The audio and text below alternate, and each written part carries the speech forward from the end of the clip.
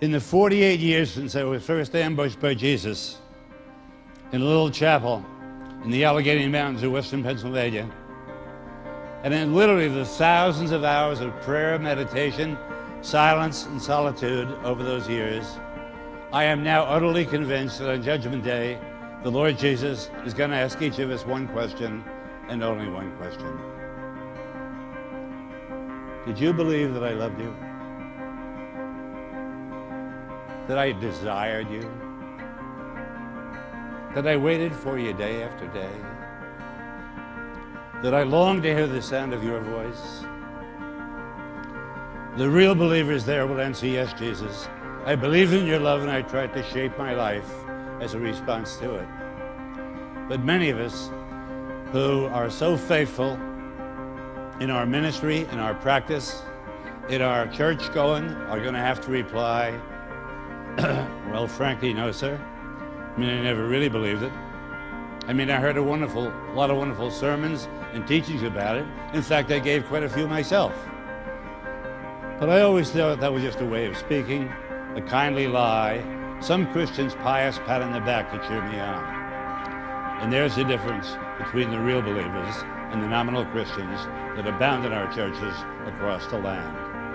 No one can measure like a believer the depth and the intensity of God's love, but at the same time, no one can measure like a believer the effectiveness of our gloom, pessimism, low self-esteem, self-hatred, and despair that block God's way to us. Do you see why it is so important to lay hold of this basic truth of our faith? Because you're only going to be as big as your own concept of God. Remember the famous line of the French philosopher Blaise Pascal? God made man in his own image, and man returned the compliment. We often make God in our own image, and he wants us to be as fussy, rude, narrow-minded, legalistic, judgmental, unforgiving, unloving as we are. In the past couple of 3 years, I have preached the gospel to the financial community in Wall Street, New York City, the airmen and women of the Air Force Academy in Colorado Springs, 1,000 physicians in Nairobi.